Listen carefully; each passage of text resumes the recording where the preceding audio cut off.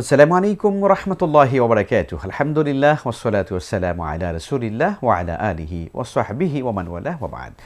সম্মানিত দর্শক শ্রোতা, প্রিয় ভাই এবং বোন, যে যেখান থেকে দেখছেন আপনাদের সবাইকে সাদর আমন্ত্রণ জানাচ্ছি। প্রিয় দর্শক, আপনারা দেখছেন প্যানভিশন টিভির নিয়মিত আয়োজন দারসুল হাদিসের আজকের পর্ব। আমরা আজকের পর্বে হজের ফজিলাতে নিয়ে একটি অসাধারণ হাদিস আপনাদের সামনে উল্লেখ করব। প্রিয় দর্শক শ্রোতা, আমাদের যাদের সামর্থ্য আছে আমরা পবিত্র বাইতুল্লাহতে যে হজ আদায় করি, হজ ব্রত পালন করি, আল্লাহ তাআলা কোরআনুল কারীমে এই বিষয়ে বলেছেন, ওয়ালিল্লাহি আলান নাসি হজ্জুল বাইত মান ইসতাতা ইলাইহি সাবিলা। আল্লাহ তাআলা বাইতুল্লাহর হজকে মানুষের জন্য আবশ্যক করে দিয়েছেন, যাদের পক্ষে সম্ভব তারা বাইতুল্লাহ পর্যন্ত যাবে এবং আসবে এবং তার নিজ পরিবার পরিজনের জন্য ভরণ পোষণের ব্যবস্থা করবে এবং তার পথের যে খরচ সেটা বহন করবে। অর্থাৎ যার অর্থনৈতিক সামর্থ্য আছে এবং যার উপরে হজ ফরজ হয়েছে তিনি বাইতুল্লাহ হজ ব্রত পালন করবেন, এটি কোরআনে কারিমের নির্দেশ। ফলে বাইতুল্লাহতে আমরা যারা হজ ব্রত পালন করতে যাই, আমাদের এই হজের কার্যক্রম দ্বারা আল্লাহ তাআলা আমাদেরকে কী পরিমাণ সওয়াব দান করেন, এর দ্বারা আমার পরিশুদ্ধতা কতটুকুন হয়, সে প্রসঙ্গে এই হাদিস আমাদের সামনে এসেছে। হাদিসটি বর্ণনা করেছেন হযরত আবু হুরায়রা রাদিয়াল্লাহু তাআলা আনহু। আন আবি হুরায়রা রাদিয়াল্লাহু তাআলা আনহু ক্বালা সামি'তু রাসূলুল্লাহ সাল্লাল্লাহু আলাইহি ওয়াসাল্লাম ইয়াকুল। হযরত আবু হুরায়রা রাদিয়াল্লাহু আনহু বলছেন, আমি রাসূল করিম সাল্লাল্লাহু আলাইহি ওয়াসাল্লামকে বলতে শুনেছি। নবীজি কি বলেছেন?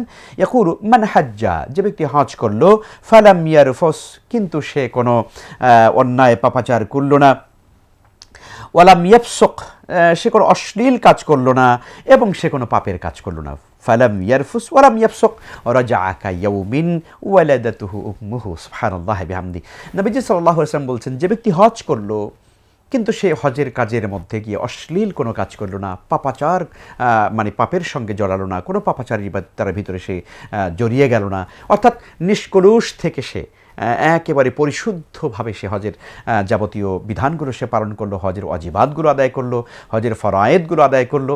নবীজি সাল্লাল্লাহু আলাইহি ওয়াসাল্লাম বলছেন তার অবস্থাটা এমন হবে যে রাজাআ কায়াউমিন ওয়ালাদাতুহু উম্মুহু, সে ওই দিনের মতো পবিত্র পরিচ্ছন্ন এবং মাসুম নিষ্পাপ হয়ে যায় যেই দিন তার মা তাকে পৃথিবীতে ভূমিষ্ঠ করেছে। সুবহানাল্লাহি বিহামদি। প্রিয় দর্শক, আপনি চিন্তা করে দেখুন তাহলে, অর্থাৎ একজন মা তার সন্তানকে ভূমিষ্ঠ করলে পরে যে একদম সে মাসুম বেগুনা এই মাত্র পৃথিবীতে এসেছে, তার কোনো গুনাহই নেই। আল্লাহু আকবার। তাহলে কোনো ব্যক্তি যদি এভাবে করে পাপাচার ছাড়া, অশ্লীলতা ছাড়া, নানান রকমের আল্লাহর নাফরমানি ছাড়া কোনো ব্যক্তি যদি পবিত্র হজ ব্রত বাইতুল্লাহর জিয়ারাত, আরাফার ময়দানে অবস্থান, তারপরে আপনার মুজদালিফাতে অবস্থান, জামারাতে কঙ্কর নিক্ষেপ, বাইতুল্লাহ তাওয়াফ, সাই করা, হালাক করা, এরপরে কোরবানি করা ইত্যাদি যাবতীয় বিধানগুলো পালন করবার ক্ষেত্রে সে কোনোভাবেই পাপাচারিতা লিপ্ত হলো না এবং শরীয়তের সীমালঙ্ঘন সে করল না, আল্লাহ তাআলা তাকে একদম তার মা যেদিন তাকে ভূমিষ্ঠ করেছে সেই দিনের মতো সে নিষ্পাপ মাসুম হয়ে যাবে। আল্লাহ রাব্বুল আলামিন আমাদের সবাইকে যেন শরিয়া মোতাবেক এবং কোরআন এবং সুন্নাহ মোতাবেক আল্লাহ রাব্বুল আলামিন আমাদের সবাইকে যেন হজ ব্রত পালন করার তৌফিক দান করেন। আমিন। আসসালামু আলাইকুম ওয়া রাহমাতুল্লাহি ওয়া বারাকাতুহু।